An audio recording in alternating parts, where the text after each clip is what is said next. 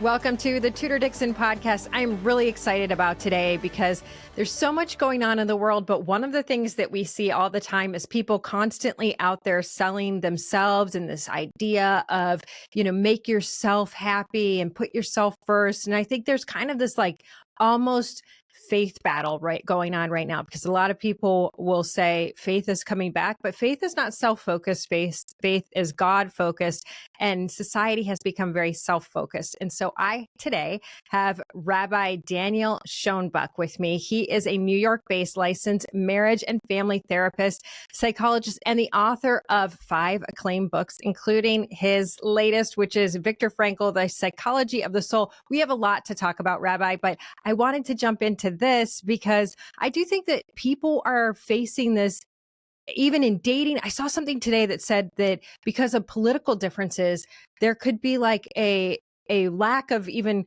romantic relationships in Gen X. I mean, it's crazy that my feelings are so important now. I can't even have a relationship. That's how society is going.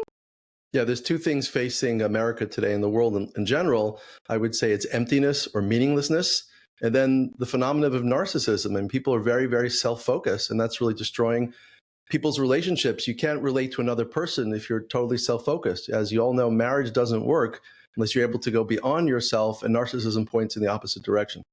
Well, and that's what I think, that's kind of the battle between faith and culture. Is faith is this is a relationship of 3 strands. It's going to be the husband, the wife, and God, and you have to be all together. And family is also a part of that strand and take care of one another. But culture is me, me, me. And social media has really boosted this. And as a mom of 4 girls, I watch this and I go, gosh, how do I protect them from becoming totally self-absorbed? And that sounds crazy, but they are pushed to be self-absorbed constantly.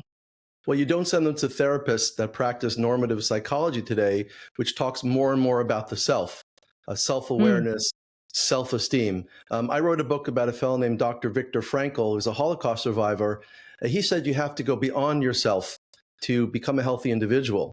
So we want to teach our kids things about values, things about finding meaningful experiences. When you focus on values and meaning in psychotherapy, as I do with my clients, people get better much more quickly and for longer periods of time, but it's not going in the direction of modern psychology. That's pointing more towards the self. So, okay, I really want to get into this, because how do you know what therapist you're getting? Because this has been a complaint of mine for years, and it's kind of one of those silent complaints you have to have. I was a psychology major.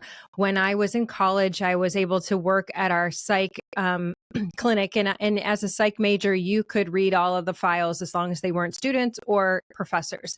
And I read them and I was like, it's almost like they're staying. You could read day 1, you read day 1000, and they're staying in this, it's all about you, and you should feel sad and you should feel like this because life has been unfair to you. And it wasn't getting them out of that, but it's like taboo to say that there are therapists out there that are not helping. There's a lot of unhealthy therapists out there, and don't think that the therapists have no bias. We all have bias. I mean, I teach my graduate students to notice your bias, talk to yourself in therapy, and don't respond to it. But so many therapists are so bias-based today. I would say years ago, you can send your kid or yourself to any therapist out there as long as they're well-trained. I don't believe that anymore. Look at what's happening on college campuses today. Look at the things people are learning. Look at the culture it's creating. Look at the violence it's creating on campuses and on streets today. So you have to be very careful. You want to go to a faith-based or value-based type of therapist today, because they will influence you to go in the wrong direction.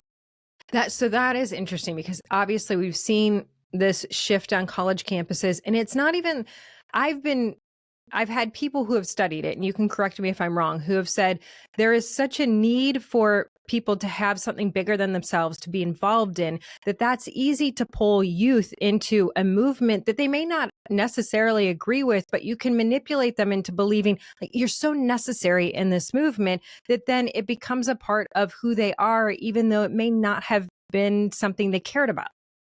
Yeah, you got to tell your kids, you got to talk to them about values. Everything is about values. It's about courageousness. It's about honesty. It's about citizenship. And they shouldn't be sold false lies. We have a guy here in New York called Mamdani running for mayor. He's offering everything for free. He's talking about free buses, free rent, stabilize stopping the, I rent believe he's freezes. living in one of those, even though he's not. Perfect example, perfect example. So we don't want to focus on those things, seize the means of production. We want to focus on values with our families. We want to focus on God. We want to focus on spirituality. I have the science for it. People that are God-focused, people that focus on values are basically healthier and happier people. Less depression, less anxiety, and even less PTSD. I mean, if you have trauma in your life, if you have a relationship with God, you're going to recover more quickly. You have those great internal resources. So we have to share these things with our kids. They have to know the dangers of being totally self-focused and what's happening in society today as well. It's interesting because when we lost my dad, that was kind of what we all said. If we didn't have faith, where would we be? Because he was the leader. We turned to him, but ultimately we put our faith in God. Even though you rely on the patriarch of your family, you know that there is something bigger. And if you don't have that, losing him could have been a total disaster for us. And I think that's what we're seeing is as a broken society. And even if you can't find where your values are, it just seems like you're just so susceptible to being pushed into something. I mean, I would say even with the trans movement, these young kids who are struggling in school are very vulnerable. And having a 16-year-old daughter, we see this, and I see this with my nieces and nephews too, is that you're at such a vulnerable age. Let's be honest, high school and the changing of hormones, it's not easy for anybody. But it seems like if you don't have that, if you're not there with your kids, talking to them and asking them to share everything with you, they could be manipulated by someone outside saying the reason you're upset is because of this.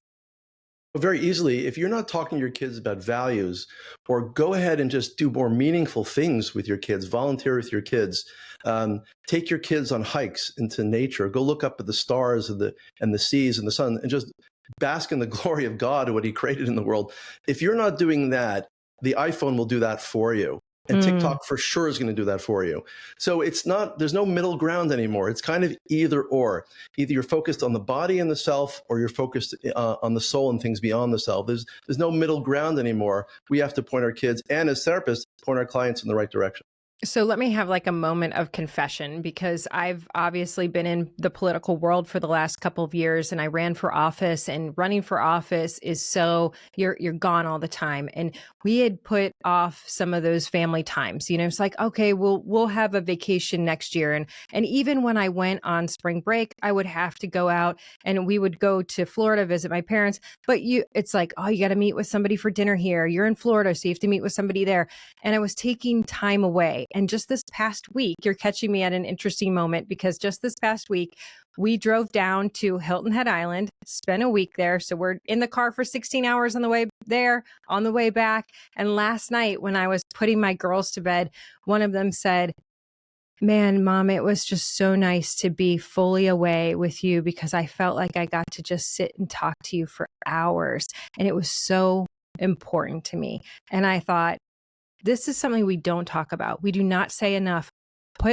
You have 18 years with these kids, if you're lucky. Once they're 16, they've got their own lives. Put that time aside to spend with them and pour into them. Yeah, there's nothing as satisfying as a real human relationship. Many of us as parents, and I also have a lot of kids, we raised kids on television, on their iPads, on all their devices. What they really are craving is real authentic relationships with their parents. And it doesn't take a lot of time, Tudor. You could go ahead and spend just 5 minutes a day talking to your kids. You know what? Better than talking to your kids, just listen to your kids. They want to speak to us. We just listen. We call this validating or active listening in psychotherapy. That's the best advice I give for parents all the time. Just spend more time listening to them. The more you put into them, it's like investing in an emotional savings account. We know when you save money, if you put money away every day, you can take it out on a rainy day. Well, on an emotional level, kids look at an investment in the relationship when you talk to them, when you connect to them. You don't have to buy them things.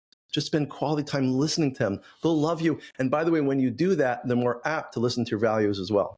It's interesting because it's been something that we've really been focused on with our kids lately, is learning what makes them tick. You know what? My one daughter is, she loves books. She'll sit and read. She'll consume 2 or 3 books a week, and she's not incredibly social, but she wants to have somebody that will talk to her. My other daughter is like a complete cuddle bug, wants to constantly be in your face, arms around your neck.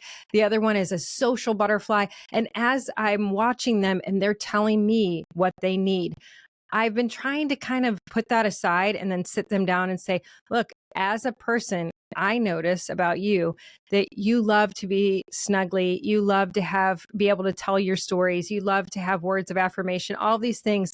When you're looking for a spouse, look for the person who's going to fill those buckets and find out what buckets they need filled. You know, I think it's a conversation that I've talked to my friends. There hasn't been a discussion in their lives with their parents about how do you find the right spouse. And that's something that I think is also key. Watching who your kids are and helping them discover what's important to them to find in that other person that they're going to spend their life with. Well, whether it's talking to them about who they are or getting involved in a relationship, it's all about values. It's all about values. It's all about empathy. It's all about connection. So those are the 2 potent things you can do. You can spend more time with them, and then you pivot to your value system. I'm not talking about lecturing your kids about your values. They feel who we are when we're present with them. They pick up on the great values. If you're running for the Republican Party, they pick up on those wonderful values. So just keep on doing what you're doing. Just make sure that you're spending time connecting with them, that they're not forgotten. They won't accept your values if they're forgotten. The more they're in the picture, they want to connect with you because they love you for listening to them and connecting with them. So you've also done, speaking of that, you've also done some work on Trump derangement syndrome. And that is something, as we were driving down, we were looking at universities. My daughter's going to be a junior, and we're looking at bigger universities. And I was talking to them about, there's going to be a lot of different values that you're going to see there. You are going to have to stay strong in who you are and your faith, and you have to find a church community, and you'll need to get involved to make sure that you have like-minded people around you. But how do you do that when the message against the Republican Party and those values is so strong on university campuses? There's a war on our campuses. We saw it explode on October 7th when Hamas attacked in southern Israel, murdered 1,200 people, took captive 250 people, wounded thousands of people. On October 8th, it exploded on our campuses. Remember the campus demonstrations from a river to the sea? Yes, Palestine that freaks me out. Globalizing Intifada. Tudor, it's all over our campuses today. We're in trouble on the campus life, but didn't just happen October 7th and 8th. It's been going on for years. Probably 80 to 90% of college campuses are liberals, they're socialists, many of them are communists. Inevitably, if we send our kids into those campuses, our kids are affected by them. If you're programmed for years like Zohar Mamdani, for many years, his father's a Marxist professor at Columbia, if that's all you hear, seize the means of production, globalize the Intifada, it's hard to escape it when you go to a college campus. Everybody's rallying against Israel. People are bought in. So you got to choose very wisely and very carefully where you send your kids to, because it will affect who they are. How did the media get to this point where, even when I see people interviewing him and saying, but you have to condemn the Intifada. You have to condemn that word, globalize the Intifada. It's not a concept. It's happened. We have images from the Intifada. This is not an idea. We know what this is. This is genocide. And yet he will not say he condemns it. He said, in fact, recently he came out and he said, I think there are different interpretations of it. Again, it's not a concept. It has happened. How does the media let him get away with that? And how is it that we as a society have not said, wow, we really have to educate people on what the Intifada is and what he is accepting? Well, first of all, Tudor, the reason he doesn't condemn the phrase globalizing Intifada is because he wants to globalize the Intifada. He is connected with the Democratic Socialists of America and the Communist Party on the one hand, and the other side, he espouses Islamic fundamentalism. This is the Red-Green Alliance that's happening. It's happening in our campuses right now. So he actually believes in it. So therefore, how can you condemn it? The media is just complicit. Like they rail against the Republican Party, like they railed against you perhaps, like they railed against Donald Trump. They're doing it to Israel. They're doing it to the Jews. And that's why we have to get together right now and uncover the media. That's why podcasting, like you're doing and I'm trying to do, is just so incredibly important. It's the last freedom space in America for free media, is to go on a podcast and talk. That's why it's so popular today. We just got to keep on talking as loudly as we can, as many occasions as we can, to fight back all the lies from CNN, the left-wing media, and perpetuating what they've been saying for years. But now we see the violence on our streets. We know how dangerous it actually is. Well, but let me ask you about, you mentioned that he espouses the Islamic fundamentalist values, but he also is out there marching with the LGBTQ community. And so there is contrast in that messaging. And so when you say that about Islamic fundamentalism, what exactly are you referring to? We're referring to that Red-Green Alliance. The Red-Green Alliance is the far left, Democratic Socialist America, Communist Party of America, together with Islamic fundamentalists. Why would they be together? Why would somebody who's LGBTQ support Hamas, which throws people off buildings who are homosexuals? Right? They must be brainwashed. Yeah, correct? no, but I think this is a question we've had for a long time. Do you have the answer to that? Because I can't figure it out. I have the answer, because they have a greater enemy, and that's the West. The enemy of my enemy is my friend? Exactly. Well said. They are going after Judeo-Christian civilization. Communism ultimately is based upon jealousy. Islam is based upon control. They want to take America down. It's the most prosperous, most wonderful, freest country in human history. They're jealous of it. They want to take it down. This is the way to do it. Destroy the families, destroy sexual identity. We don't know who we are anymore. Espouse the destruction of Israel, take everything down, defund the police. That's a great one.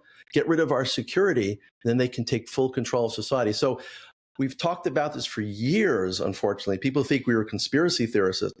It's not true. It's happening in real time. If we don't stop Mamdani right now, if New York goes the way of Mamdani, we're looking at a domino effect, because New York is the icon of freedom. It's the icon of culture. It's finance. The icon of democracy, of finance, of free speech, of everything, of capitalism. If they take down with the Democratic Socialists of America, meaning it's Tlaib, that's Ilhan Omar, that's Elizabeth Warren. If they take New York, the whole country could collapse in a domino effect. So as we've been watching this, I mean, you talked about defund the police. I want to bring that up because we're right now seeing Donald Trump come out and say he is going to take over the public safety in DC, in the capital city, because we've obviously seen all of these murders, and just another murder this week, which I think is devastating. He comes out and says this, and a few hours later, someone's murdered. But this is not...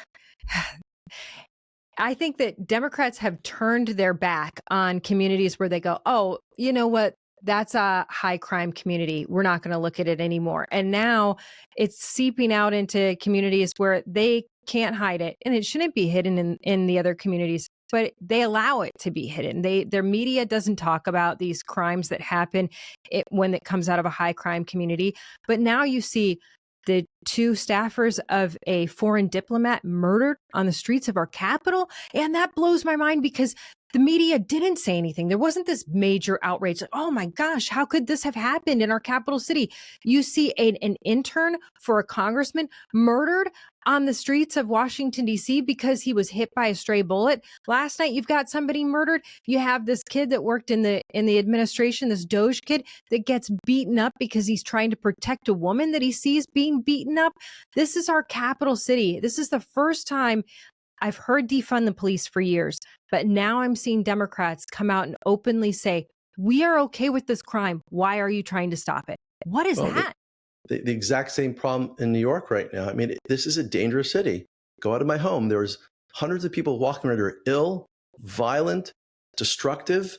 The New York City subway system, by the way, Mamdani was a New York assemblyman. They control, the state in New York controls the subways. It's his disaster. He was already in charge of it. It's a disaster. I've not been in the subway for years. It is so dangerous. There are sick people. You remember the stories like last year where somebody was set on fire? There are dangerous, very ill people walking around. And the New York City legislation as well, they want to defund the police. They want cashless bail. Therefore, they have very ill, destructive people around. When Mayor Adams put police officers into the subway, then people went crazy about that. Oh, we don't want to be ruled by these police. But I feel the same. I lived in New York in 1999 and 2000, and I rode the subway everywhere. I never even thought about it. Never felt unsafe. Today I go there. No way. I would never go there. I would never go to the subway. Look what happened. There was a mass shooting here 2 weeks ago, and people don't talk about it. Why are they coming here? Why? You can kill anybody anywhere. It's coming to New York City. It represents, it's the icon of American exceptionalism, of capitalism, of democracy. They want to take it down. The whole system, the left system, wants to take it all down because they're jealous of it. And one of the ways they do that is by creating chaos. Think about how bizarre that is, though, now that you mention it. You had a guy walk through the streets with, what was it, an AK-47? 47, it looked like, yeah. No one says anything? How is that possible? No, it's really crazy. And if you thought it was bad when you were here a few years ago, you hadn't seen nothing yet. If Mamdani gets in power and actually carries out what he said several times, he's a bit wishy-washy now for votes, but he said many times, defund the police and take his word seriously. He wants to put in social workers to go in homes where there's domestic violence. He's not going to protect women. Women will be the first victims of Zohar Mamdani because he doesn't want police to go in. He wants social workers to go in.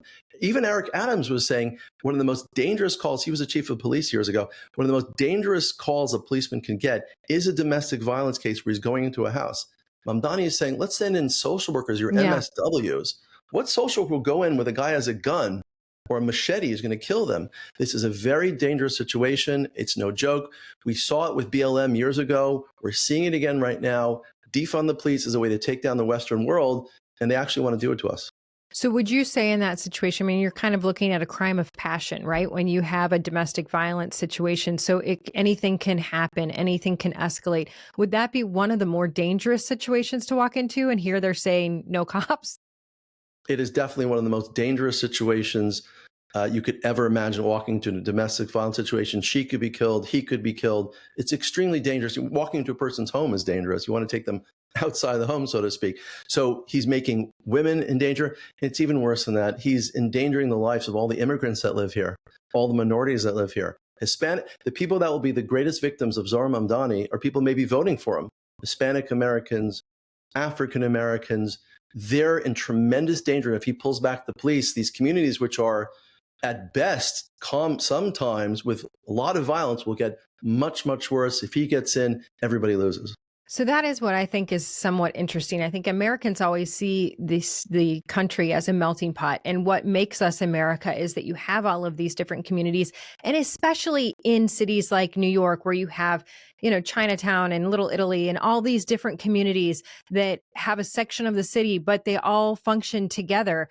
That has been the beauty of Western civilization. And I think that was what Europe saw when they said, oh yeah, we're going to accept a mass immigration because everybody wants to be German and everybody wants to be English and everybody wants to be Irish or Swedish. And then suddenly those values were not the same. And it was too late. I really believe in some of those cities, it was too late. The culture changed. And a lot of those folks, I have friends in the Czech Republic, they don't allow immigration. And they say, we've seen the surrounding countries and they're no longer the same culture, and that history is completely gone. So can Western civilization survive if we see that Western civilization in Europe is already kind of falling apart and it's changing? Yeah, just go to the streets of London. We call it Londonistan, the streets of Paris today. It's coming from immigration. It's people that don't share Judeo-Christian values, Western values. The thing which keeps New York so beautiful, and you've lived here for a bit, Chinatown, Little Italy, Lower East Side, the other thing that's keeping it together are people's values, as countries they came from and built these beautiful communities. And the other thing which is keeping it together for at least 100 years is the respect of law.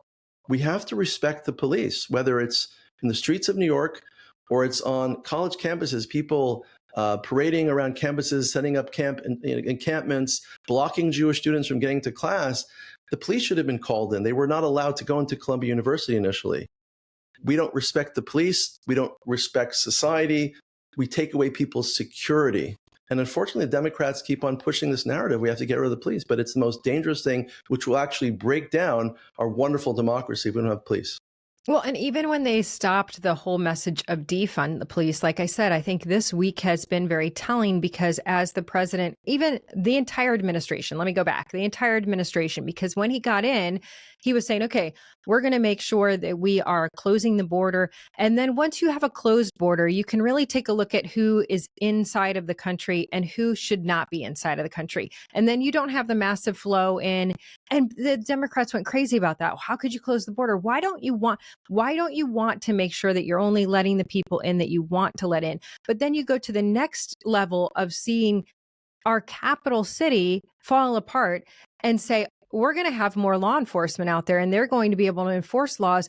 And this argument is very interesting to me because there have been people that are like, these are 14, 15, and 16-year-old kids, and they cannot have law enforcement come down on them.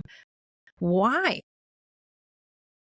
Well, you're bringing together some things. Let me go back as a therapist to talk about this. Let's talk about your family and your own home, right? So would you open your doors all the time late at night when you're sleeping? Can anybody walk into your house whenever they want and do whatever they want? No one would. Elizabeth Warren, who wants it to happen, she wouldn't let that happen in her home. Zohar Mamdani just came back from Uganda, where he came from, and he had a parade of military enforcement, and he's walking around New York now with police all around him. Everybody knows, logically, that you can't open your home to everybody. That's number one. Number two is when our teenagers want things that are not good for us, good for them. What do we tell them? If we're smart, we say, no, I'm sorry, you can't have that right now.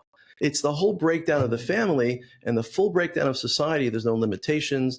There's no values. There's no one saying no. Kids actually, believe me, as a psychologist, I work with families as well. Kids actually are okay when you say no. They're going to push. They're going to fight you. I want it. You say, I'm sorry, with kindness, I'm sorry you can't have it. And by the way, they feel more secure when they're told no. They understand there's boundaries.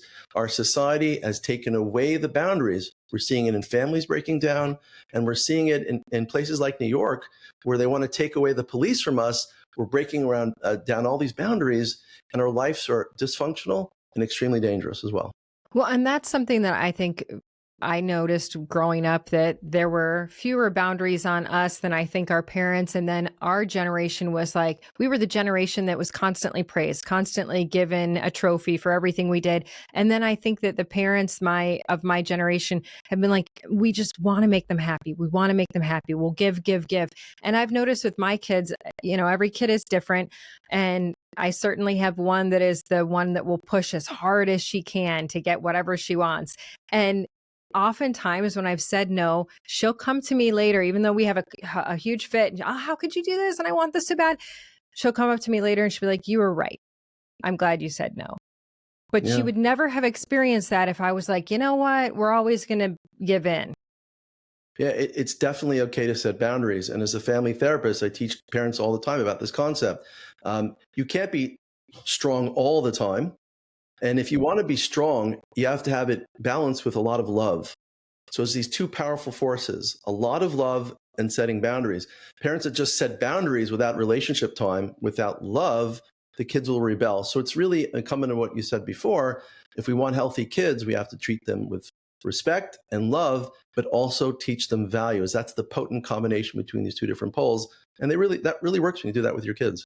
I think parenting is hard though today, and maybe it's just because I'm going through it and my parents went through different things, but with all of the outside influences of social media and this, it's like a now culture. You order it on Amazon, it comes to the house the next morning. We want everything, we want it now. And our kids they don't even have commercials. I mean, I know that sounds silly, but I'm like, man, I had to wait a week to see what the next episode of Friends was going to be like and then sit through the commercials, like those were things that waiting process taught me, you can't get everything, but now you can get everything you want right away. And so the only barrier is your parents, and you do have these battles. And I've actually had this conversation with my kids, what you're talking about, because we've had battles. And I think that's hard too, because as a parent, I'm like, wow, having to fight with my kids, is that damaging to them?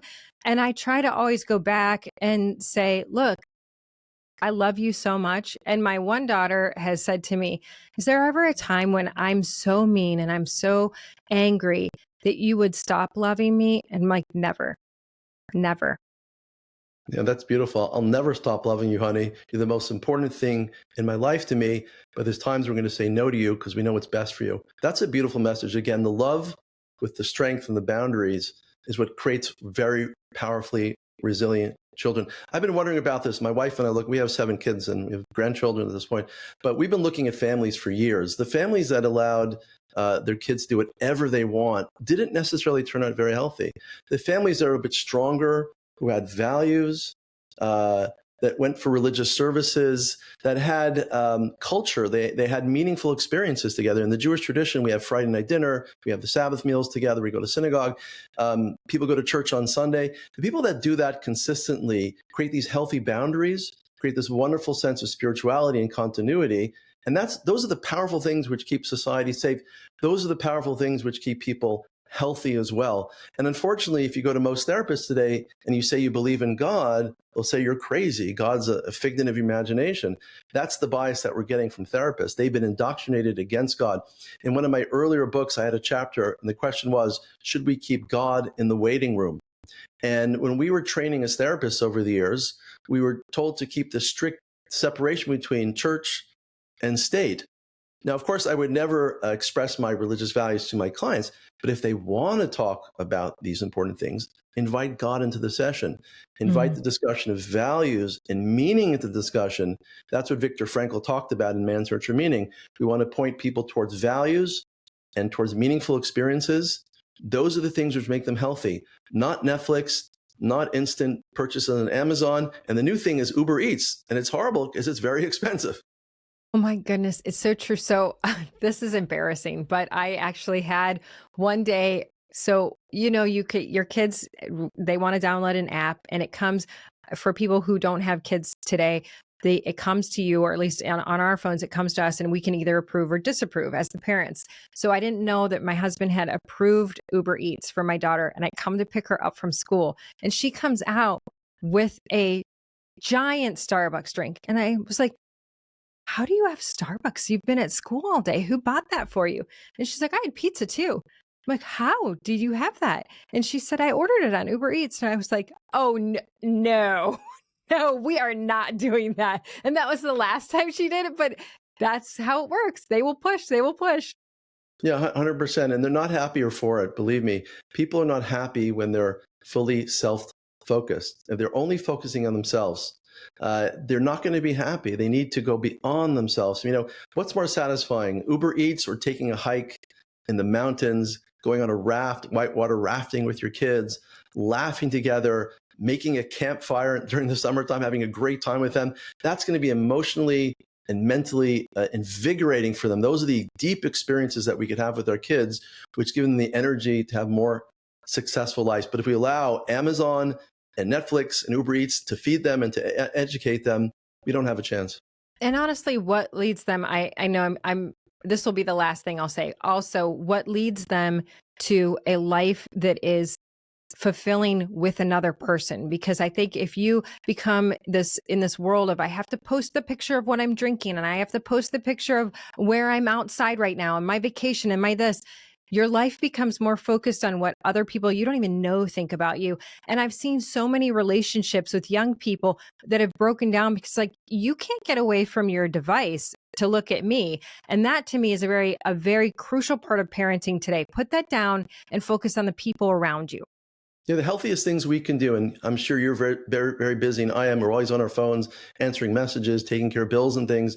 The most important thing we could do for our children or for our marriages is put away our phones. Just put them away.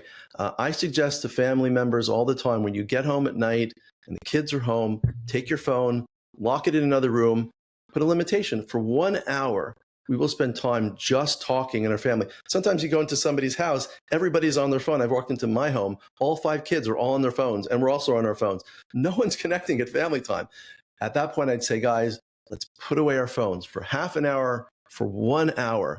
I guarantee you, put away the phones, there's connection, people calm down, less depressed, less anxious, feel good, feel loved, and that all comes through deep connection. But we got to put away our cell phones. That's the real enemy.